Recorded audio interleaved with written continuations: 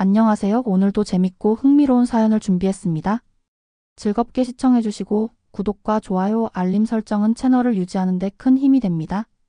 그리고 시청하고 계신 지역을 댓글로 남겨주세요. 감사합니다. 그래서 그 새끼는 어떻게 처리했어? 목소리는 기름을 먹인 것처럼 낮고 매끄러웠다. 어둠 속에서 담배 끝이 작게 타오르며 말하는 이의 실루엣을 잠시 비췄다. 비싼 양복 위로 흐르는 단단한 어깨, 그리고 그 위에 자리한 서늘한 얼굴. 보안과장 박진수였다. 그의 맞은편 거대한 원목 책상 뒤에 앉은 사내가 깊은 한숨과 함께 담배 연기를 뿜어냈다. 교도소장 이강철. 그의 안경 너머로 피곤함과 짜증이 섞인 눈빛이 번뜩였다. 철이라니? 박 과장 말이 너무 거친 거 아니야? 거칠긴요, 소장님. 쥐새끼 한 마리가 곡간을 다 털어먹게 생겼는데 곱게 타이를 순 없지 않습니까? 위에서 기다리는 양반들 성미도 보통이 아니고요. 박진수가 잿더리에 담배를 비벼 끄며 몸을 앞으로 기울였다. 그의 눈빛은 뱀처럼 교활하게 빛났다. 그냥 탈옥입니다. 발목에 달린 위치 추적 장치도 고장났고 담벼락 근처에서 족적도 몇 개 나왔습니다. 우리 쪽 애들 시켜서 그렇게 만들었으니 누가 와서 봐도 그냥 지가 못 참고 담 넘은 겁니다. 기록은? 이강철의 목소리에 날이 섰다.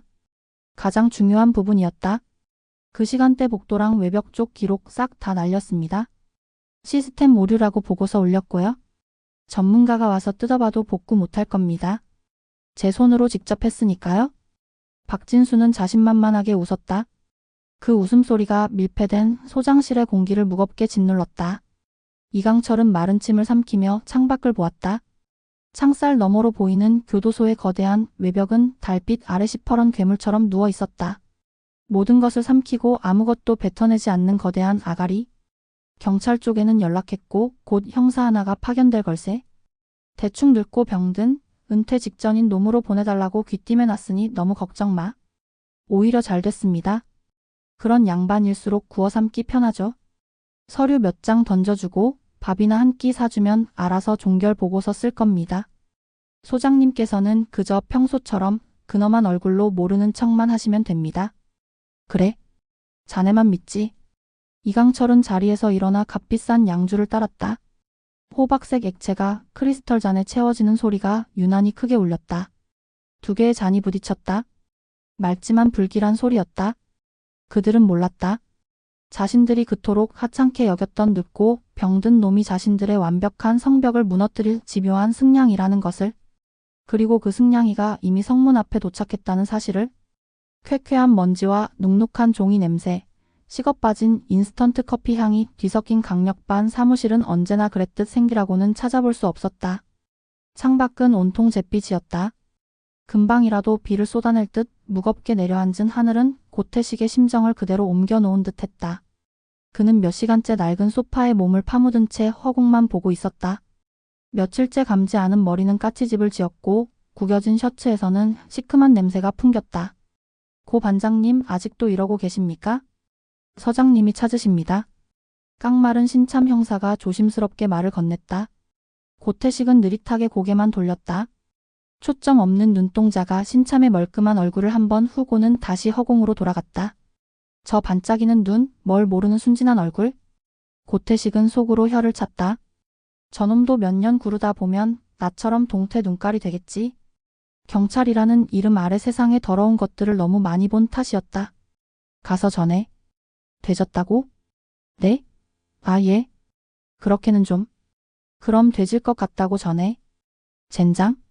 고태식은 육중한 몸을 겨우 일으켰다. 관절 마디마디에서 녹슨 기계 같은 소리가 났다. 책상 위에는 먼지 쌓인 서류 뭉치와 텅 빈 담뱃감만이 뒹굴고 있었다. 한때는 저 서류 더미 속에서 밤을 새우며 범인의 흔적을 쫓았다. 핏발선 눈으로 지도를 보고 달아빠진 구두를 신은 채 잠복을 했다.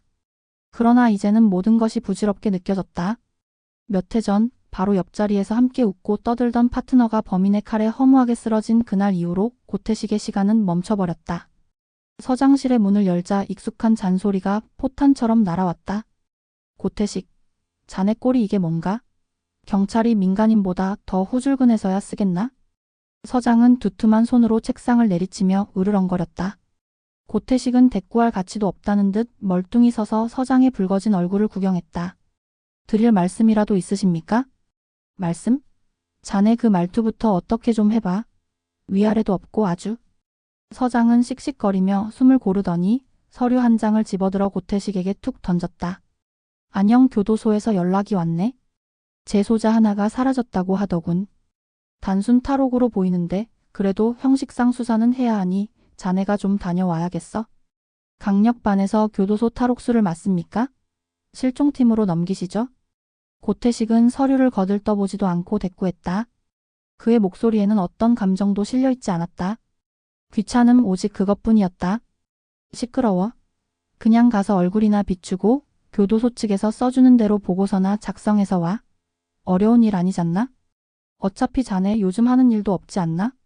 그 말은 비수처럼 날아와 고태식의 가슴에 박혔다. 하는 일도 없는 놈. 퇴물? 서장의 눈빛이 그렇게 말하고 있었다. 고태식은 입술을 깨물었다. 부인할 수 없는 사실이라 더 비참했다. 그는 말없이 서류를 집어들었다. 재소자 최민우 실종 사건. A사 용지에 박힌 글자가 흐릿하게 번져 보였다. 식사나 든든하게 하시고 오십시오. 거기 밥이 그렇게 맛있다던데. 옆을 지나던 동료 형사가 농담이랍시고 한마디 거들었다. 사무실의 다른 형사들도 크크거리며 웃었다. 그들에게 이 사건은 좌천이나 다름없는 귀찮은 잡무일 뿐이었다. 고태식은 그들의 웃음소리를 뒤로하고 묵묵히 사무실을 나섰다. 낡은 차에 시동을 걸자 라디오에서 시끄러운 유행가가 흘러나왔다. 고태식은 신경질적으로 라디오를 꺼버렸다. 교도소라. 죄 지은 놈들을 가둬두는 곳. 어쩌면 세상에서 가장 정직한 곳일지도 모른다. 적어도 그곳에 있는 놈들은 자신이 쓰레기라는 사실을 숨기지는 않으니까. 그는 씁쓸하게 웃으며 엑셀을 밟았다. 잿빛 하늘 아래 거대한 성벽을 향해 달아빠진 승냥이가 움직이기 시작했다. 그는 몰랐다. 이 귀찮기 짝이 없는 마지막 임무가 그의 멈춰버린 심장을 다시 뛰게 할 줄은? 어쩌면 마지막으로 형사답게 만들어줄 사건이 될 줄은? 차창 밖으로 스치는 풍경이 유난히 낯설게 느껴졌다. 안녕 교도소의 첫 인상은 압도적인 회색이었다. 하늘을 찌르듯 솟은 콘크리트 벽, 그 위를 빙 둘러싼 날카로운 철조망, 그리고 무표정한 얼굴로 서 있는 교도관들까지. 세상의 모든 색을 빨아들인 듯한 그곳은 살아있는 거대한 무덤처럼 느껴졌다. 고태식이 차에서 내리자 차갑고 축축한 공기가 폐부 깊숙이 스며들었다.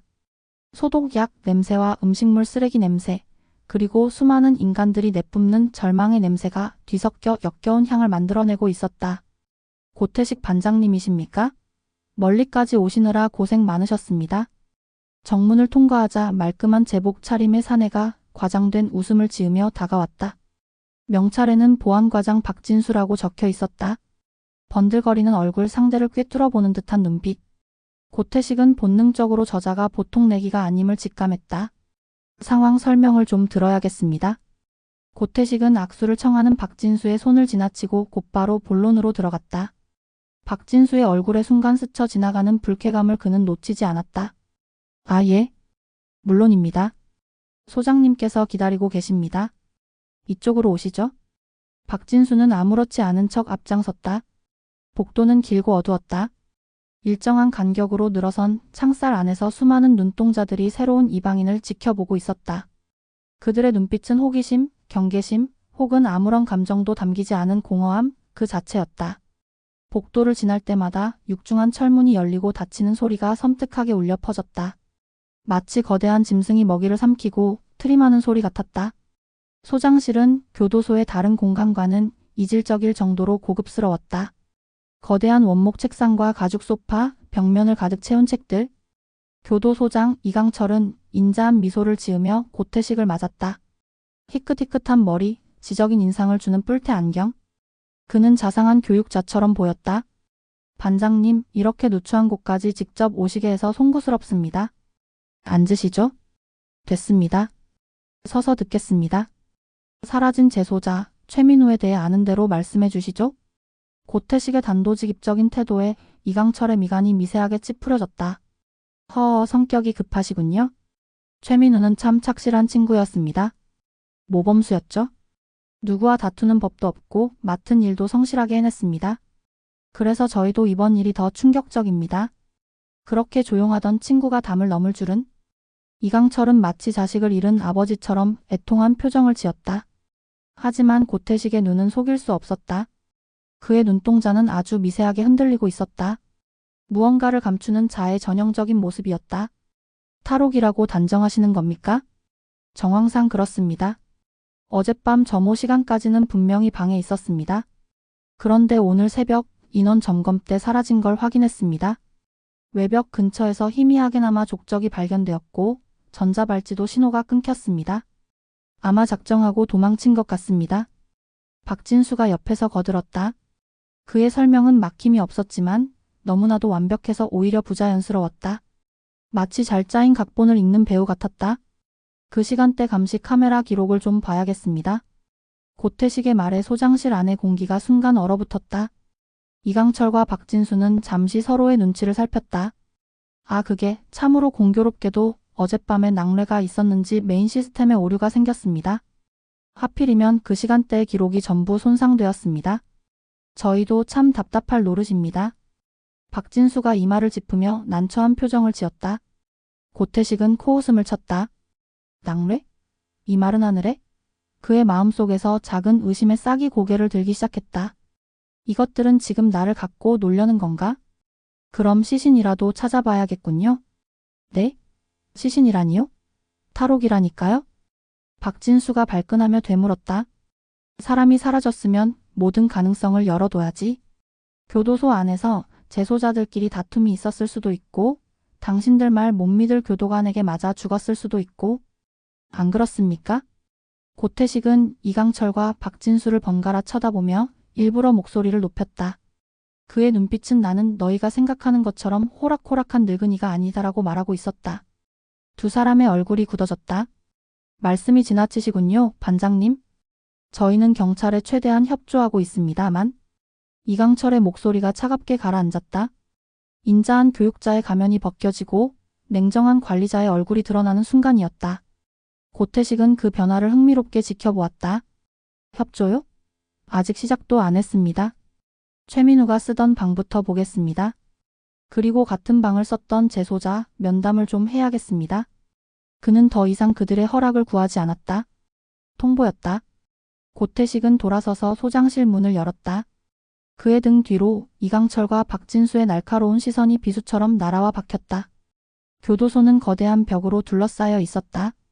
하지만 고태식이 마주한 것은 눈에 보이는 콘크리트 벽이 아니었다. 진실을 감추려는 자들이 쌓아 올린 보이지 않는 거대한 벽이었다. 그리고 그는 지금 그 벽의 첫 번째 균열을 내려하고 있었다. 최민우가 머물렀던 방은 교도소의 가장 깊숙한 곳에 있었다. 여러 개의 철문을 지나고 나자 이전보다 훨씬 더 무겁고 습한 공기가 고태식의 코를 찔렀다. 사방이 똑같이 생긴 방문들. 문마다 작은 식별창이 뚫려 있었고 그 안의 세상은 몇 걸음이면 끝나는 좁은 공간이 전부였다. 이곳의 시간은 바깥 세상과는 다른 속도로 흐르는 것 같았다. 모든 것이 정체되어 있고 느리고 무겁게 가라앉아 있었다. 박진수가 짤랑거리는 열쇠 꾸러미로 방문을 열었다. 끼익 하고 녹슨 쇠가 비명을 지르는 소리와 함께 방 안의 모습이 드러났다. 한 사람이 겨우 누울 만한 공간, 작은 세면대와 변기, 그리고 벽에 붙은 철제 선반. 그게 전부였다. 그런데 무언가 이상했다. 너무 깨끗했다. 정리정돈이 아주 잘 되어 있군요. 모범수라더니 정말인가 봅니다. 박진수가 어깨를 으쓱하며 말했다. 하지만 고태식의 생각은 달랐다. 이것은 정리정돈이 아니었다. 마치 누군가가 작정하고 모든 흔적을 지워버린 것처럼 방 안에는 생활감이라고는 전혀 없었다. 이불은 군대 막사처럼 각이 잡혀 있었고 세면대에는 물기 하나 없었다. 선반 위에 몇 안 되는 개인 물품들도 마치 전시품처럼 가지런히 놓여 있었다. 원래 이렇게 깨끗하게 하고 살았습니까? 고태식은 동행한 젊은 교도관에게 넌지시 물었다. 젊은 교도관은 박진수의 눈치를 한번 살피더니 우물쭈물하며 대답했다. 아, 예. 최민우 수용자는 늘 깔끔한 편이었습니다. 거짓말? 고태식은 속으로 중얼거렸다.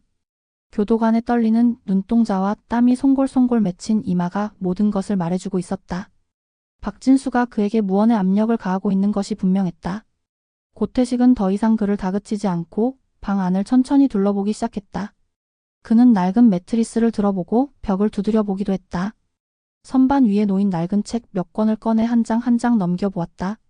가족 사진으로 보이는 작은 액자도 유심히 살폈다. 사진 속에서 최민우는 어색하게 웃고 있었다.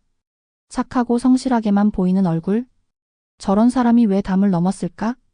아니 정말 넘기는 한 걸까? 별다른 건 없는 것 같습니다. 보시다시피 박진수가 이제 그만 나가자는 듯 입을 열었을 때였다. 고태식의 시선이 침상 밑바닥의 한 구석에 멈췄다. 아주 작은 손톱만 한 흠집. 다른 곳은 모두 시멘트로 매끈하게 마감되어 있었지만 유독 그 부분만 무언가에 긁힌 듯 파여 있었다.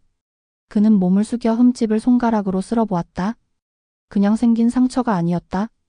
누군가가 의도적으로 무언가 뾰족한 것으로 반복해서 긁어낸 흔적이었다. 이건 뭐지? 고태식의 혼잣말에 박진수가 급하게 다가왔다. 그는 흠집을 보더니 대수롭지 않다는 듯 말했다. 오래된 건물이라 그런지 칠이 벗겨졌나 봅니다. 신경 쓰지 않으셔도 됩니다. 그래? 고태식은 의미심장한 미소를 지으며 자리에서 일어났다. 그리고는 아무렇지 않게 화제를 돌렸다. 같은 방을 썼던 재소자는 지금 어디 있습니까? 아, 바로 옆방에 격리 조치해 두었습니다. 아무래도 충격이 컸을 테니까요. 고태식이 면담을 요청하자 곧바로 창백한 얼굴의 젊은 남자가 그의 앞에 앉았다. 이름은 김성수. 절도죄로 들어온 초범이라고 했다. 그는 고태식을 마주보는 것조차 두려워하며 고개를 푹 숙이고 있었다. 손톱을 물어뜯는 그의 손이 사시나무처럼 떨리고 있었다. 어젯밤 최민우가 방을 나가는 걸 봤나? 고태식은 일부러 부드러운 목소리로 물었다. 김성수는 고개를 가로저었다. 못 봤습니다. 저는 그냥 잠들었습니다. 잠들었다고? 옆에서 사람이 나가는데 소리도 못 들었단 말이야? 네. 제가 한번 잠들면 잘 못 깨는 편이라서. 목소리는 점점 더 기어들어갔다. 고태식은 그의 눈을 똑바로 쳐다보았다. 공포에 질린 눈이었다. 하지만 그 공포는 룸메이트가 사라졌다는 사실 때문이 아니었다. 지금 자신의 앞에 앉아있는 형사 혹은 그 너머에 서 있는 박진수를 향한 공포였다. 최민우가 평소에 이상한 점은 없었나? 누구와 다퉜다거나 불안해했다거나? 없었습니다.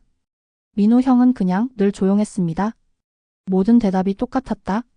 모르쇠 혹은 정해진 대답. 고태식은 더 이상 묻는 것이 의미가 없다고 판단했다. 그는 자리에서 일어나며 김성수의 어깨를 툭 쳤다. 알았다. 혹시라도 생각나는 게 있으면 꼭 연락하도록 해. 김성수의 어깨가 움찔하고 떨렸다. 고태식은 면담실을 나오며 박진수를 스쳐 지나갔다. 그리고 그의 귓가에 들릴 듯 말 듯 한 목소리로 속삭였다. 재소자 교육 한번 잘 시키셨네. 연기력이 아주 수준급이야. 박진수의 얼굴이 순간 굳어졌다. 고태식은 그의 반응을 즐기며 복도를 걸어 나왔다. 모든 것이 의심투성이었다. 사라진 감시 기록, 너무 깨끗한 방, 공포에 질린 증인, 그리고 무언가를 감추려는 교도관들. 퍼즐 조각은 널려 있었지만 아직 그림은 보이지 않았다. 하지만 그는 한 가지는 확신할 수 있었다. 최민우는 스스로 담을 넘은 게 아니었다. 그는 사라져야만 했다. 고태식은 주머니에서 담배를 꺼내 물었다. 눅눅하게 젖어 불이 잘 붙지 않았다. 그는 신경질적으로 담배를 바닥에 던져 구둣발로 비벼 껐다. 이제부터 시작이었다. 저들의 완벽한 연극에 작은 균열을 낼 시간이었다. 교도소를 나선 고태식은 곧장 경찰서로 돌아가지 않았다. 차를 세운 곳은 낡은 국밥집이었다. 뜨거운 김이 피어오르는 돼지국밥 한 그릇을 시켜놓고 그는 수첩을 꺼내 들었다. 안녕 교도소. 그리고 그 아래로 몇 개의 이름을 적었다. 이강철, 박진수. 그들의 이름 옆에는 물음표를 크게 그려 넣었다. 놈들은 무언가를 숨기고 있다. 그것은 지난 수십 년간 범죄자들을 상대하며 단련된 그의 동물적인 직감이었다. 하지만 직감만으로는 아무것도 할 수 없었다. 증거가 필요했다. 모두가 입을 맞춘 것처럼 똑같은 말만 되풀이하는 철옹성 안에서 증거를 찾기란 모래사장에서 바늘 찾기나 다름없었다. 젠장, 뭘 어떻게 시작해야 하나? 고태식은 거칠게 머리를 쓸어 넘겼다. 그때 그의 주머니에서 낡은 휴대폰이 진동했다. 발신자는 후배 형사인 박철민이었다. 그는 서내에서 고태식이 유일하게 신뢰하는 인물이었다. 선배님, 교도소는 어떠셨습니까? 똥통이다, 똥통. 보이는 것마다 다 구라야? 고태식은 국밥을 한 숟가락 크게 떠 넣으며 투덜거렸다. 너한테 부탁할 게 좀 있다. 안녕 교도소 교도소장 이강철이랑 보안과장 박진수 이 두 놈 뒷조사 좀 해줄 수 있겠냐? 계좌 내역이든 통화 기록이든 뭐든 상관없다. 뭔지 하나라도 좋으니까 샅샅이 털어봐. 수화기 너머로 박철민의 곤란한 목소리가 들려왔다. 선배님, 교도소장이나 간부를 영장 없이 터는 건 좀. 그러니까 몰래 하라는 거 아니야? 그냥 네가 할 수 있는 선에서만 해봐. 빚진 셈 쳐라. 고태식은 일방적으로 전화를 끊었다. 무리한 부탁이라는 것을 알았지만 지금으로서는 다른 방법이 없었다.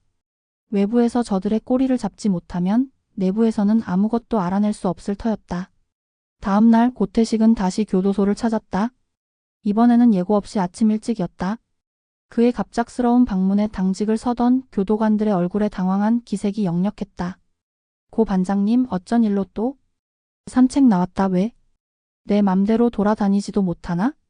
고태식은 그들의 제지를 무시하고 곧장 재소자들의 작업장으로 향했다. 수십 명의 재소자들이 무표정한 얼굴로 재봉틀을 돌리거나 목공 작업을 하고 있었다. 고태식은 그들 사이를 어슬렁거리며 한 명 한 명의 얼굴을 유심히 살폈다. 최민호의 얼굴을 기억하는 사람, 그와 친분이 있었던 사람을 찾기 위해서였다. 그때 한쪽 구석에서 혼자 묵묵히 책을 정리하던 늙은 재소자와 눈이 마주쳤다. 재소자는 고태식의 시선을 피하지 않고 오히려 희미하게 고개를 끄덕였다. 마치 그를 기다렸다는 듯한 신호였다. 고태식은 직감했다. 저 사람이다. 그는 자연스럽게 늙은 재소자에게 다가가 옆에 있는 책을 한 권 꺼내드는 척하며 나지막이 물었다. 최민우라고 아시오? 늙은 재소자는 책장에서 눈을 떼지 않은 채 입을 열었다. 그의 목소리는 낙엽처럼 바싹 말라 있었다. 알다마다요? 참 딱한 친구였지. 뭐 아는 거라도 있소? 뭐든 좋으니 말해줄 수 있겠소? 말을 해서 득될 게 없는 곳이 여기요. 괜히 입 잘못 놀렸다가 쥐도 새도 모르게 사라지는 곳. 늙은 재소자는 책 한 권을 꺼내 고태식의 손에 들린 책과 바꿨다. 그리고는 고태식의 귓가에 아주 작은 목소리로 속삭였다. 의무실 쪽에 뭔가 있을까요? 그 친구 사라지기 며칠 전부터 의무실을 계속 들락거렸어. 약을 타러 가는 것 같지도 않았는데. 그 말을 끝으로 늙은 재소자는 더 이상 아무 말도 하지 않았다. 박진수가 매서운 눈으로 작업장을 후그며 다가오고 있었기 때문이었다. 고태식은 태연한 척 책을 제자리에 꽂고 작업장을 빠져나왔다. 그의 손에는 새로운 단서가 들려 있었다. 의무실. 그는 곧장 의무실로 향했다. 의무실은 한산했다. 의사 가운을 입은 남자가 그의 방문이 귀찮다는 듯 퉁명스럽게 물었다. 무슨 일이시죠? 진료 시간은 끝났습니다만. 경찰이요? 사라진 최민우 환자 진료 기록 좀 봅시다. 의무관은 잠시 망설이는 듯 하더니 마지못해 컴퓨터로 기록을 찾아 보여주었다. 기록은 아주 간단했다. 가벼운 감기 몸살, 두통. 특별할 것이 전혀 없는 내용이었다. 이게 전부입니까? 최근에 다른 문제로 찾아온 적은 없고요? 없습니다. 보시는 그대로입니다. 의무관의 대답은 칼로 자른 듯 단호했다. 고태식은 의무실 내부를 둘러보았다. 약품들이 가지런히 정리된 약장, 진료 침대, 그리고 한쪽에 쌓여있는 의료 폐기물 상자들. 그의 시선이 폐기물 상자에 꽂혔다. 무언가 반짝이는 것이 상자 틈으로 보였다. 그는 의무관의 시선을 피해 자연스럽게 상자 쪽으로 다가갔다. 그리고는 발로 상자를 툭 차서 넘어뜨리는 척하며 재빨리 손을 뻗어 반짝이는 물건을 집어들었다. 주사기 앰플이었다. 그런데 라벨이 이상했다. 알아볼 수 없는 기호와 글자들이 적혀 있었다. 정식으로 유통되는 약품이 아닌 것 같았다. 아니 이게 무슨 짓입니까? 의무관이 소리치며 달려왔다. 고태식은 앰플을 주머니에 재빨리 숨기고는 어깨를 으쓱하며 말했다. 어이쿠 미안하게 됐수다. 늙어서 다리에 힘이 없어서. 이거 내가 치워주리다. 고태식은 넘어진 상자를 대충 정리해주고는 의무실을 나왔다. 그의 심장이 세차게 뛰고 있었다. 교도소장의 사무실, 최민우의 방, 그리고 의무실. 퍼즐 조각들이 하나둘씩 맞춰지기 시작했다. 최민우는 의무실에서 무언가를 봤다. 그리고 그것 때문에 사라졌다. 주머니 속에 차가운 앰플이 마치 진실의 작은 파편처럼 느껴졌다. 이제 이 파편이 무엇을 의미하는지 알아내기만 하면 되었다. 고태식은 교도소를 빠져나오며 휴대폰을 꺼내 들었다. 박철민에게 보낼 문자였다. 앰플 성분 분석 급함. 저들의 성벽에 분명한 균열이 생기기 시작했다. 박철민의 연락은 생각보다 빨리 왔다. 고태식이 국밥집에서 세 번째 그릇을 비우고 있을 때였다. 그의 목소리는 흥분과 긴장으로 가득 차 있었다. 선배님, 이거 보통 물건이 아닙니다. 뭔데 그렇게 호들갑이야? 국과수에 아는 형님한테 몰래 부탁해서 성분 분석 돌려봤는데 아직 정식 승인도 나지 않은 임상시험용 신약 성분이 검출됐습니다. 제약회사 이름은 태영바이오고요. 태영바이오? 고태식은 그 이름을 수첩에 적어 넣었다. 머릿속에서 번개가 치는 듯했다. 의무실, 정체불명의 앰플, 그리고 임상시험용 신약. 흩어져 있던 점들이 하나의 선으로 이어지는 순간이었다. 그뿐만이 아닙니다. 이강철 소장이랑 박진수 과장, 두 사람 계좌도 살짝 들여다봤는데 몇 달 전부터 태영바이오 측에서 거액의 돈이 차명 계좌를 통해 흘러들어간 정황이 포착됐습니다. 이건 빼도 박도 못하는 뇌물입니다. 수화기 너머로 박철민이 침을 꿀꺽 삼키는 소리가 들렸다. 선배님, 지금 엄청난 걸 건드리신 것 같습니다. 교도소 재소자들을 상대로 불법 임상시험을 하고 있었던 겁니다. 최민우라는 사람은 아마 이걸 눈치챈 거고요. 고태식은 말없이 전화를 끊었다. 국밥 맛이 싹 가셨다. 속이 메스꺼웠다. 단순한 비리나 사고가 아니었다. 인간을 대상으로 한 끔찍한 실험. 그리고 그 진실을 덮기 위한 살인. 판이 생각보다 훨씬 더 크고 더러웠다. 그는 주먹을 불끈 쥐었다. 손톱이 손바닥을 파고드는 아픔보다 더 큰 분노가 온몸을 휘감았다. 다음 날 고태식은 태영바이오 본사로 향했다. 로비에서부터 제지당할 것이 뻔했기에 그는 정문이 아닌 후문 주차장에서 무작정 기다렸다. 값비싼 차들이 드나드는 것을 멍하니 지켜보기를 몇 시간. 드디어 익숙한 얼굴이 시야에 들어왔다. 교도소 의무관이었다. 그는 주차장 한쪽 구석에서 누군가를 초조하게 기다리고 있었다. 잠시 후 고급 세단 한 대가 미끄러지듯 들어와 그의 앞에 섰다. 차에서 내린 것은 태영바이오의 연구소장으로 보이는 중년의 남자였다. 일 처리를 어떻게 하기에 이 지경까지 만듭니까? 연구소장이 의무관의 멱살이라도 잡을 듯이 으르렁거렸다. 의무관은 잔뜩 겁에 질린 얼굴로 변명했다. 저도 어쩔 수 없었습니다. 갑자기 형사가 들이닥쳐서. 그래서 그 약은? 증거는 전부 처리한 거 맞습니까? 네네. 기록은 다 지우고 약품도 전부 폐기했습니다. 그런데 그 형사 놈이 자꾸 들쑤시고 다녀서 불안해 죽겠습니다. 빌어먹을? 박 과장은 대체 뭘 하고 있는 거야? 돈 받아 처먹었으면 제대로 막았어야지. 고태식은 차 뒤에 몸을 숨긴 채 그들의 대화를 녹음했다. 결정적인 증거였다. 그는 조용히 그 자리를 빠져나왔다. 이제 칼자루는 자신이 쥐게 되었다. 그는 곧장 안영교도소로 차를 몰았다. 이번에는 박진수를 찾았다. 박진수는 그의 갑작스러운 방문에도 당황하지 않고 여유로운 미소까지 지어 보였다. 어이구 반장님. 이제 여길 제 집 드나들 듯 하시네요. 무슨 좋은 소식이라도 있습니까? 고태식은 대답 대신 휴대폰을 꺼내 녹음 파일을 재생했다. 그 형사 놈이 자꾸 들쑤시고 다녀서 불안해 죽겠습니다. 빌어먹을? 박 과장은 대체 뭘 하고 있는 거야? 돈 받아 처먹었으면 제대로 막았어야지. 박진수의 얼굴에서 미소가 사라졌다. 그의 눈빛이 차갑게 돌변했다. 방 안의 온도가 뚝 떨어지는 것 같았다. 이게 뭡니까? 내 목소리는 안 나오지만 내 이름은 똑똑히 나오더구나. 박 과장? 고태식은 휴대폰을 주머니에 넣고 박진수의 책상 앞으로 다가섰다. 그리고 책상을 손바닥으로 강하게 내리쳤다. 쾅 하는 소리와 함께 박진수의 어깨가 움찔했다. 이제 그만 불어. 최민우 어디다 묻었어? 내 놈들이 저지른 짓 내가 다 알고 왔으니까. 박진수는 잠시 고태식을 노려보더니 이내 언제 그랬냐는 듯 허허 하고 웃음을 터뜨렸다. 반장님, 지금 무슨 소설을 쓰시는 겁니까? 그런 녹음 파일 하나로 사람을 잡으시려고요? 그거 불법 도청인 건 아십니까? 증거 채택도 안 될 텐데. 그는 너무나도 뻔뻔했다.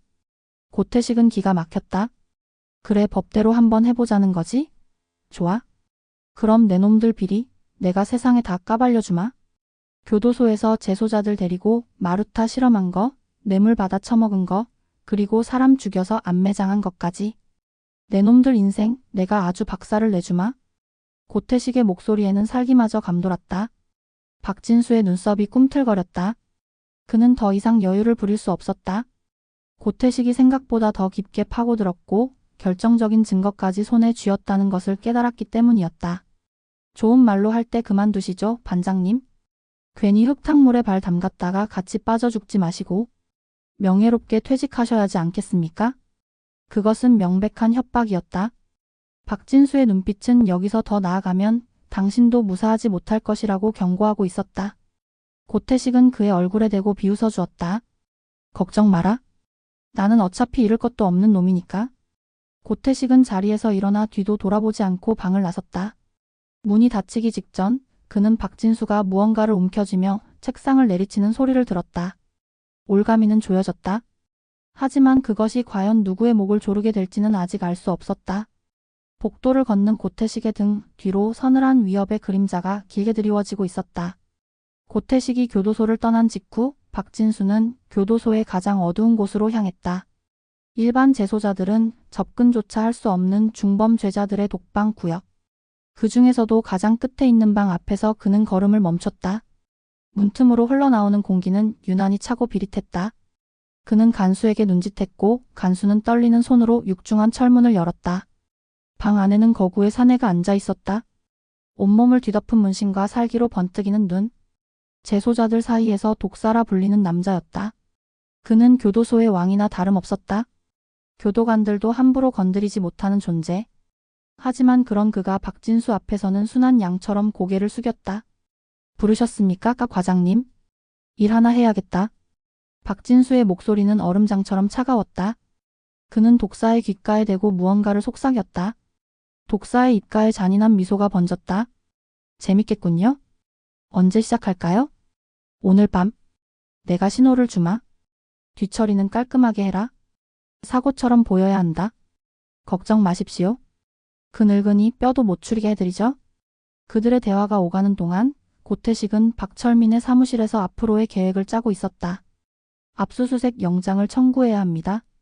녹음 파일과 성분 분석 결과만으로도 충분합니다.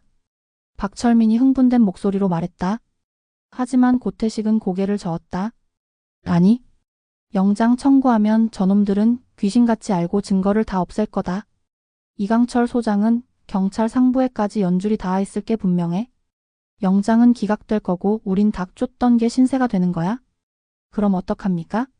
이대로 손 놓고 있을 순 없지 않습니까? 내부에서 증거를 더 찾아야 해. 최민우가 숨겨놓은 결정적인 증거. 그걸 찾아서 언론에 터뜨리는 거야. 저놈들이 손 쓸 틈도 없이 한 방에 끝내야 한다. 고태식의 눈빛은 그 어느 때보다 날카롭게 빛나고 있었다. 그는 최민우의 방에서 봤던 침상 밑에 작은 흠집을 떠올렸다. 그게 계속 마음에 걸렸다. 어쩌면 그곳에 무언가 있을지도 모른다는 생각이 들었다. 나 오늘 밤에 다시 교도소로 들어가야겠다. 네? 선배님 미치셨습니까? 지금 들어가시는 건 호랑이 굴로 제 발로 걸어 들어가는 거나 마찬가지입니다. 박철민이 기겁하며 그를 말렸다. 하지만 고태식의 결심은 확고했다. 그래서 더 가야 하는 거야?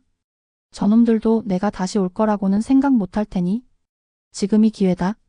그날 밤 고태식은 교도소의 담벼락 아래 어둠 속에 몸을 숨겼다. 박철민의 도움으로 구한 교도소의 낡은 설계도를 펼쳐들었다. 환풍구를 통해 잠입할 계획이었다. 수십 년 만에 해보는 잠입은 늙은 몸에는 벅찼다. 좁고 먼지 쌓인 환풍구를 기어가는 동안 그는 몇 번이나 숨이 턱까지 차오르는 것을 느꼈다. 가까스로 최민우가 있던 구역의 복도 환풍구까지 도달했을 때였다. 아래에서 재소자들의 소란스러운 소리가 들려왔다. 야, 일어나. 간식 시간이다. 독사의 목소리였다. 그는 다른 재소자들을 선동하며 복도를 시끄럽게 만들고 있었다. 간수들이 재소자들을 통제하느라 정신없는 틈을 타 고태식은 환풍구 덮개를 열고 복도로 뛰어내렸다. 그리고 곧장 최민우의 방으로 달려갔다. 방문은 다행히 잠겨있지 않았다. 그는 서둘러 침상 밑에 흠집을 살폈다. 흠집 부분을 손톱으로 긁어내자 시멘트 가루가 떨어져 나가며 그 안에 숨겨져 있던 작은 비닐 봉지가 드러났다. 빙고! 고태식의 심장이 미친 듯이 뛰었다. 봉지 안에는 작은 USB 하나가 들어있었다. 최민우가 목숨 걸고 숨긴 증거가 분명했다.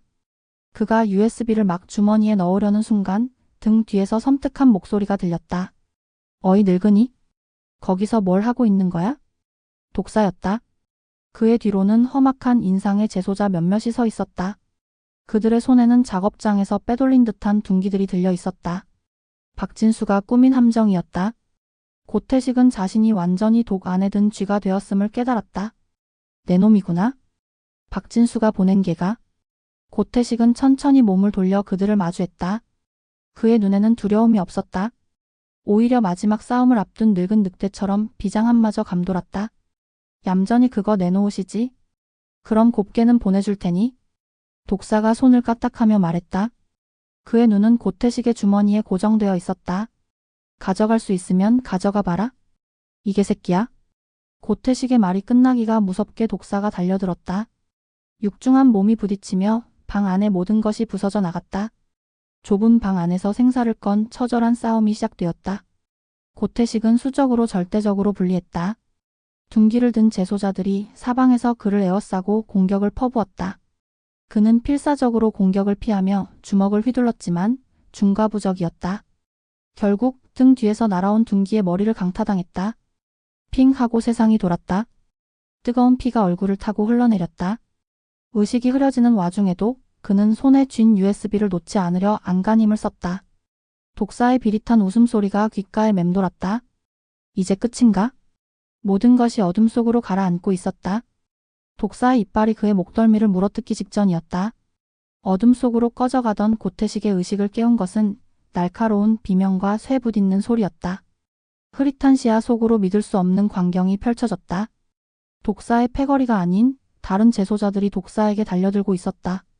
그들의 중심에는 낮에 작업장에서 고태식에게 의무실이라는 단서를 주었던 늙은 재소자가 있었다. 이 영감탱이가 미쳤나? 내 놈들이 왜 나서? 독사가 피를 쏟아내며 소리쳤다. 그의 팔에는 다른 재소자가 휘두른 쇠 파이프가 깊숙이 박혀 있었다. 늙은 재소자는 독사를 노려보며 나지막이 말했다. 너 같은 놈 밑에서 개처럼 사는 것도 이제 지긋지긋해서 그런다. 이 버러지 같은 놈아? 저 양반이 우리 대신 싸워주고 있는 거 안 보여? 늙은 재소자의 외침은 다른 재소자들의 마음에도 불을 지폈다. 그들은 오랫동안 독사와 박진수의 폭력과 착취에 시달려왔다. 최민우 역시 그들 중 하나였다.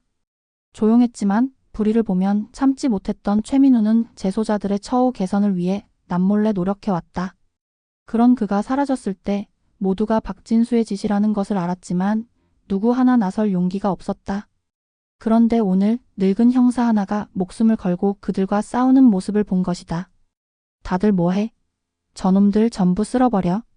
한 재소자의 외침을 시작으로 복도 전체가 거대한 싸움터로 변했다. 억눌려왔던 분노가 한꺼번에 폭발한 재소자들은 독사의 패거리를 압도하기 시작했다. 순식간에 전세가 역전된 것이다. 고태식은 벽에 기댄 채 헐떡이며 그 광경을 지켜보았다.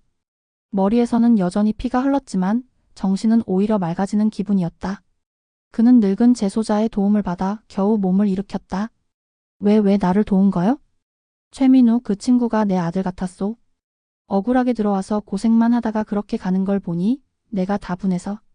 형사님이 그놈의 원수를 갚아줄 것 같아서 그랬소. 우리 같은 놈들 말은 아무도 안 들어주잖소.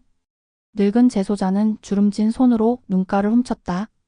그의 등 뒤로 교도소는 통제불능의 상태에 빠져들고 있었다. 사이렌이 울리고 교도관들의 다급한 외침이 들려왔지만 한번 터져나온 재소자들의 분노를 잠재우기에는 역부족이었다. 이것은 단순한 싸움이 아니었다. 부패한 권력에 맞선 그들만의 혁명이었다. 일단 여길 빠져나가야 합니다. 늙은 재소자가 고태식의 팔을 부축했다. 고태식은 주머니 속에 USB를 다시 한번 꽉 쥐었다. 이것만 있으면 모든 것을 끝낼 수 있었다. 방송실로 가야 하오? 교도소 전체에 이걸 틀어야 해? 제정신이요? 지금 거긴 교도관들이 전부 몰려 있을 거요? 그래서 더 가야 하오? 모두가 진실을 알게 해야 저놈들이 빠져나갈 구멍이 없어지는 거요? 고태식의 결심은 확고했다. 늙은 재소자는 잠시 고민하더니 이내 결심한 듯 고개를 끄덕였다. 그는 주변의 다른 재소자 몇 명을 불러 모았다. 이 양반을 방송실까지 모셔다 드려라. 목숨 걸고 지켜. 재소자들은 주저하지 않았다. 그들은 고태식을 중심으로 단단한 벽을 만들었다. 한때는 범죄자였던 그들이 이제는 정의를 위해 싸우는 전사가 되어 있었다. 고태식은 그들의 호의를 받으며 방송실을 향해 나아갔다. 복도는 아수라장이었다. 최루탄 연기가 자욱했고 여기저기서 비명과 고함이 뒤섞여 울려 퍼졌다.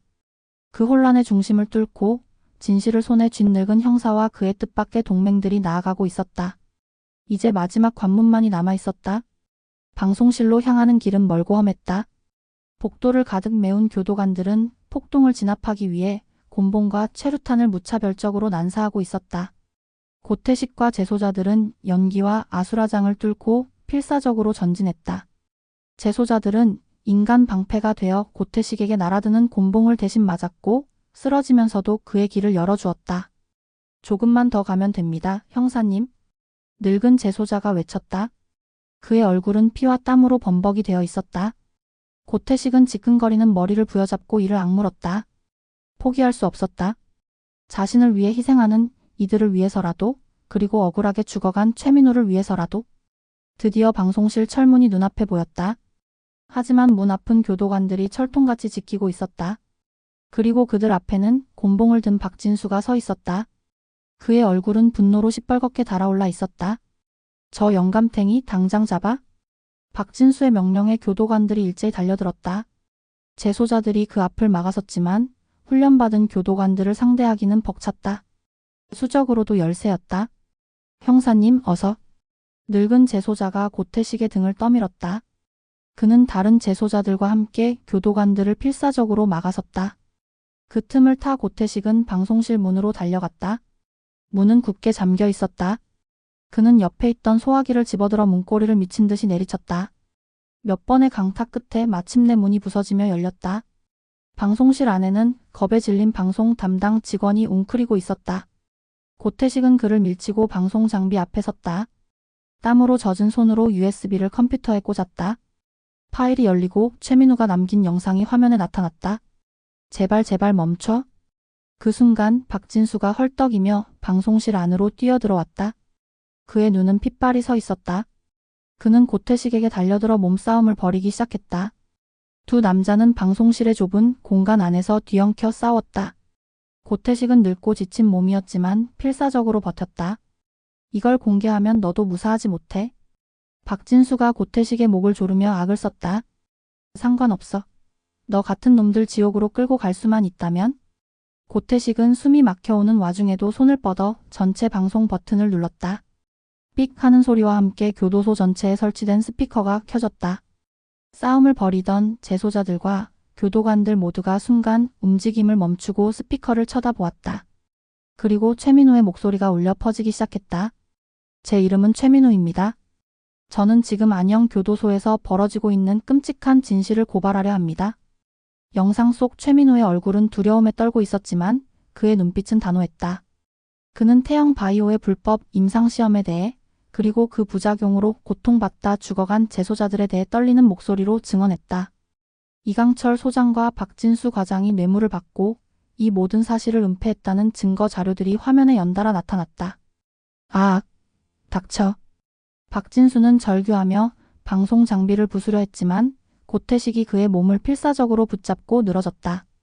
교도소 전체가 충격적인 진실 앞에 침묵에 잠겼다. 이강철 소장은 자신의 사무실에서 스피커를 통해 울려 퍼지는 목소리를 들으며 사색이 되었다. 모든 것이 끝났음을 직감했다. 최민우의 마지막 말이 교도소 전체에 울려 퍼졌다. 만약 제가 사라진다면 그것은 사고나 탈옥이 아닙니다. 저는 진실을 말하려 했다는 이유로. 영상이 거기서 끊겼다. 하지만 그것으로 충분했다. 고태식은 마지막 힘을 다해 박진수를 밀쳐내고 마이크를 잡아들었다. 그의 거친 숨소리가 교도소 전체에 생중계되었다. 이 목소리가 들리는가? 나는 경찰이다.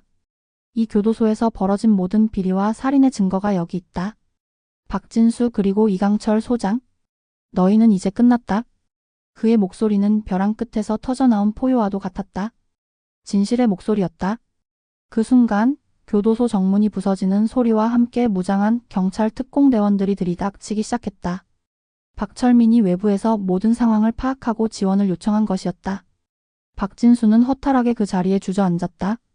그의 눈에 비친 것은 차갑게 자신을 내려다보는 고태식의 얼굴과 자신을 향해 다가오는 경찰 특공대의 총구였다.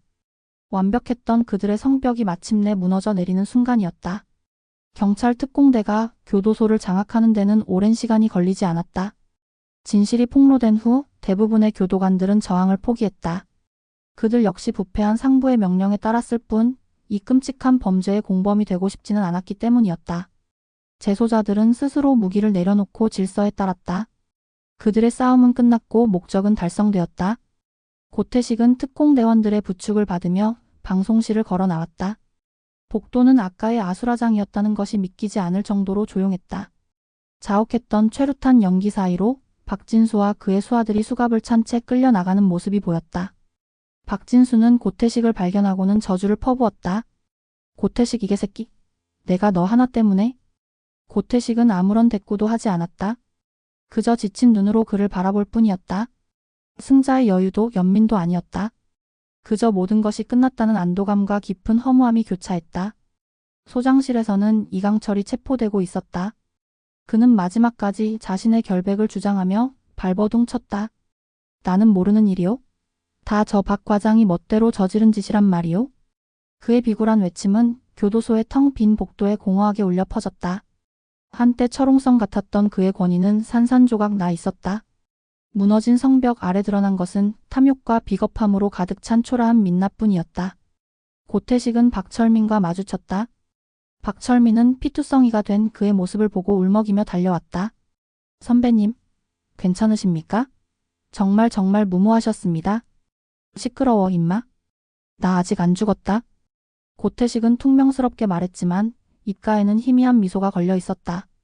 그는 박철민의 어깨를 툭툭 두드려 주었다. 말하지 않아도 서로의 마음을 알 수 있었다. 끈끈한 동료애와 신뢰가 그들 사이에 흐르고 있었다.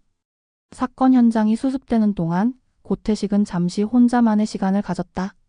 그는 최민우의 방으로 다시 들어갔다. 싸움의 흔적으로 엉망이 된 방 안, 그는 창살 너머로 떠오르는 새벽 여명을 바라보았다. 길고 길었던 밤이 지나고 있었다. 그는 주머니에서 구겨진 담배 한 개비를 꺼내 입에 물었다. 불을 붙이지는 않았다. 그저 담배를 문 채 어둠이 걷히고 세상이 다시 빛을 찾는 순간을 가만히 지켜볼 뿐이었다. 자신을 도왔던 늙은 재소자가 다가왔다. 그는 폭동 주동자로 조사를 받아야 할 처지였지만 얼굴은 이상하리만치 평온했다. 이제 속이 다 시원합니다, 형사님. 당신 괜찮겠소? 일이 복잡하게 됐는데. 괜찮습니다. 어차피 여기서 썩어 나갈 인생, 마지막에 사람답게 한번 싸워봤으면 된 겁니다. 우리 민우 하늘에서라도 이제 편히 쉴 수 있겠지요?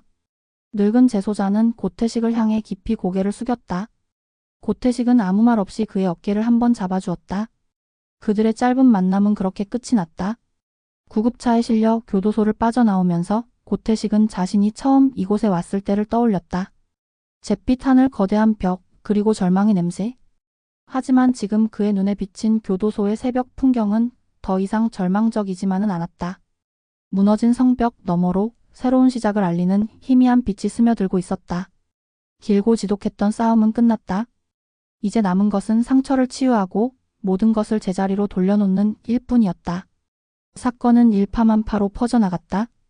안영 교도소의 불법 임상시험과 살인 은폐 사건은 대한민국을 발칵 뒤집어 놓았다. 언론은 연일 대서특필했고 국민들의 분노는 들끓었다. 태영 바이오의 주가는 폭락했고 관련자들은 줄줄이 검찰에 소환되었다. 이강철과 박진수는 모든 혐의를 부인했지만 최민우가 남긴 USB 속 증거와 재소자들의 증언 앞에 그들의 거짓말은 힘을 잃었다. 고태식은 병원에서 며칠간의 치료를 받은 뒤 퇴원했다.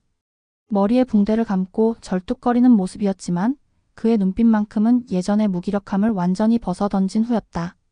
그는 안영 교도소 특별수사본부에 합류하여 사건의 마무리를 지었다. 그의 책상 위에는 더 이상 먼지 쌓인 서류가 아닌 진실을 밝히기 위한 새로운 기록들이 쌓여갔다. 그는 수사 과정에서 최민우의 가족을 만났다. 최민우의 노모는 아들의 유품을 돌려받으며 고태식의 손을 잡고 하염없이 눈물을 흘렸다. 우리 아들 억울함 풀어주셔서 정말 감사합니다, 형사님. 정말 감사합니다. 고태식은 아무 말 없이 함께 고개를 숙였다. 그는 영웅이 아니었다. 그저 자신이 해야 할 일을 했을 뿐이었다. 하지만 노모의 눈물 속에서 그는 자신이 잊고 살았던 형사라는 직업의 무게와 의미를 다시금 깨달았다. 수사는 몇 달에 걸쳐 진행되었다. 그 과정에서 교도소 내의 부패가 생각보다 훨씬 더 깊고 광범위하게 퍼져 있었음이 드러났다. 이 사건을 계기로 전국 교도소에 대한 대대적인 감찰이 시작되었고 수많은 부조리가 수면 위로 떠올랐다. 고태식의 마지막 사건은 썩어 문드러진 거대한 시스템을 통째로 흔드는 나비 효과를 일으킨 셈이었다. 재판이 열렸다. 박진수와 태영 바이오 관계자들은 살인교사 및 뇌물수수 등의 혐의로 무기징역을 선고받았다. 이강철 역시 직무유기와 증거인멸 혐의로 긴 징역형을 피할 수 없었다. 법정에서 판결이 내려지는 순간 방청석에 앉아있던 최민호의 노모는 조용히 오열했다. 고태식을 도왔던 늙은 재소자를 비롯한 재소자들은 폭동 혐의로 기소되었지만 재판부는 그들의 행동이 부패한 권력에 대한 저항이었다는 점과 수사에 적극적으로 협조한 점을 참작하여 가벼운 처벌을 내렸다. 모든 것이 끝나고 재와 먼지가 가라앉은 뒤 고태식은 다시 자신의 낡은 책상으로 돌아왔다. 사무실의 풍경은 변한 것이 없었지만 그곳을 채우는 공기는 어딘지 모르게 달라져 있었다. 동료들은 더 이상 그를 퇴물이나 하는 일 없는 늙은이로 보지 않았다. 그들의 눈에는 존경과 경외심이 담겨 있었다. 서장은 직접 그의 자리에 찾아와 그의 어깨를 두드리며 말했다. 고 반장 정말 큰일했네. 자네 아니었으면 어쩔 뻔했나? 경찰체면 제대로 세워줬어? 고태식은 쑥스러운 듯 머리를 긁적였다. 그는 여전히 칭찬에 익숙하지 않았다. 그저 묵묵히 자신의 일을 했을 뿐인데 세상은 그에게 영웅이라는 이름을 붙여주려 했다. 며칠 뒤 고태식은 책상을 정리했다. 그의 정년 퇴임일이었다. 그는 조촐한 퇴임식을 마다하고 동료들의 박수를 받으며 조용히 경찰서를 나섰다. 지난 수십 년의 희로애락이 담긴 공간이었다. 후련하면서도 한편으로는 가슴 한구석이 텅 빈 듯한 기분이었다. 이제 정말 모든 것이 끝났다는 실감이 들었다. 경찰서를 나선 고태식이 향한 곳은 시끌벅적한 환송회장이 아니었다. 그는 낡은 차를 몰아 도시 외곽의 한적한 공원 묘지로 향했다. 가을의 끝자락 바람은 차가웠고 낙엽들은 그의 발치에서 쓸쓸하게 뒹굴었다. 그는 익숙하게 길을 따라 걷다가 어느 비석 앞에 멈춰 섰다. 비석에는 젊은 시절의 파트너 김영준의 이름이 새겨져 있었다. 정의로운 경찰 김영준. 이곳에 잠들다. 고태식은 비석 앞에 쭈그리고 앉아 마른 손으로 비석의 먼지를 닦아냈다.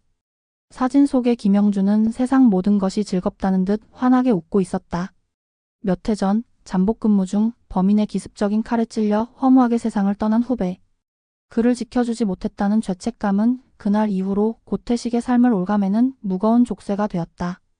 야 형준아. 나 왔다. 그는 주머니에서 소주 한 병과 종이컵 2개를 꺼냈다. 한 잔은 비석 앞에 정성껏 따르고 나머지 한 잔은 자신이 직접 들이켰다. 쓴 소주가 목을 타고 넘어갔다. 나 이제 경찰 그만뒀다. 내 놈 먼저 보내고 나 혼자 무슨 부귀영화를 누리겠다고 이제야 면목이 좀 서는 것 같네. 그는 허공을 향해 혼잣말을 이어갔다. 지난 몇 달간 있었던 일들. 안녕 교도소의 추악한 진실, 목숨을 건 싸움, 그리고 마침내 모든 것을 바로잡기까지의 과정. 그는 마치 살아있는 사람에게 이야기하듯 덤덤하게 모든 것을 털어놓았다. 내가 늘 입버릇처럼 말했잖아. 우리가 경찰인 이유는 아무도 들어주지 않는 사람들의 목소리를 들어주기 위해서라고. 나 네가 죽고 나서 한동안 그 말을 잊고 살았다. 그냥 되는 대로 숨만 쉬고 살았지. 미안하다 임마. 바람이 불어와 그의 헝클어진 머리카락을 스치고 지나갔다. 마치 후배의 위로처럼 느껴졌다. 이번에 말이야. 그 교도소에서 네가 했던 말이랑 똑같은 눈빛을 가진 녀석을 봤다. 최민우라고 억울하게 죽었지. 그놈 눈을 보는데 꼭 네가 살아 돌아온 것 같더라. 그래서 그냥 못 넘어가겠더라. 이번에는 이번만큼은 꼭 지켜주고 싶었다. 그는 남은 소주를 마저 비웠다. 뜨거운 무언가가 가슴 깊은 곳에서부터 차오르는 것을 느꼈다. 그것은 눈물이었다. 파트너가 죽은 이후 단 한 번도 흘리지 않았던 눈물. 수십 년간 억눌러왔던 죄책감과 슬픔, 그리고 마침내 무거운 짐을 내려놓았다는 안도감이 뒤섞인 눈물이었다. 그는 아이처럼 소리내어 한참을 울었다. 해가 저물고 묘지에 어둠이 내릴 때쯤 그는 자리에서 일어났다. 마음이 한결 가벼워진 기분이었다. 길고 길었던 터널의 끝에 다다른 느낌, 그는 더 이상 과거의 트라우마에 갇힌 무기력한 늙은이가 아니었다. 그는 잊혀진 약속을 지켰고 마침내 자기 자신과 화해할 수 있었다. 이제 나도 좀 쉬어야겠다. 너는 거기서 편히 쉬어라. 그는 마지막으로 비석을 한번 쓸어주고는 뒤도 돌아보지 않고 묘지를 걸어 나왔다. 그의 발걸음은 더 이상 무겁지 않았다. 새로운 삶이 그를 기다리고 있었다. 형사 고태식의 삶은 끝났지만 인간 고태식의 삶은 이제부터 다시 시작이었다. 몇 달의 시간이 흘렀다. 계절이 바뀌고 세상은 언제나 그랬듯 분주하게 돌아갔다. 안녕 교도소 사건은 사람들의 기억 속에서 서서히 잊혀갔다. 하지만 그 사건이 남긴 변화는 보이지 않는 곳에서 조용히 그러나 단단하게 뿌리내리고 있었다. 교정 시스템은 대대적인 개혁을 맞았고 재소자들의 인권 문제도 사회적 관심사로 떠올랐다. 한적한 강가, 낡은 접이식 의자에 앉아 낚싯대를 들이운 남자가 있었다. 희끗희끗한 머리, 햇볕에 그을린 얼굴. 고태식이었다. 구겨진 셔츠와 낡은 점퍼 대신 편안한 아웃도어 차림이 제법 잘 어울렸다. 그의 옆에는 작은 아이스박스와 라디오가 놓여 있었다. 라디오에서는 한물간 옛 노래가 흘러나오고 있었다. 아이고 오늘도 허탕이시네 고시 양반. 지나가던 동네 주민이 말을 걸었다. 고태식은 사람 좋은 웃음을 지으며 손을 저었다. 고기 잡으러 오나 세월 낚으러 오는 거지. 경찰을 그만둔 뒤 그는 작은 강가 마을의 터를 잡았다. 매일 아침 강가에 나와 낚싯대를 들이우고 오후에는 텃밭을 가꾸는 것이 그의 새로운 일과가 되었다. 시끄러운 사건도 피비린내 나는 현장도 없었다. 그저 고요하고 평화로운 시간만이 흐를 뿐이었다. 그는 더 이상 악몽을 꾸지 않았다. 밤이 되면 깊은 잠에 빠졌고 아침이 되면 지저귀는 새소리에 눈을 떴다. 수십 년 만에 처음으로 느껴보는 평온이었다. 그때 그의 낚싯대가 세차게 휘어졌다. 오? 왔다. 고태식은 능숙한 솜씨로 낚싯대를 잡아챘다. 묵직한 손맛.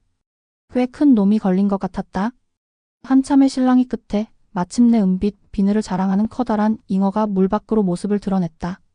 이야 월척이네. 주변에서 구경하던 사람들이 탄성을 질렀다. 고태식은 땀을 닦으며 허어 웃었다. 그는 잡은 잉어를 다시 강물에 놓아주었다. 아니 그걸 왜 그냥 보내줘요? 한 젊은이가 의아하다는 듯 물었다. 고태식은 낚싯줄을 다시 강물에 던지며 덤덤하게 말했다. 잡는 재미로 하는 거지 뭐. 저놈도 살아야지. 그의 얼굴에는 온화한 미소가 감돌았다.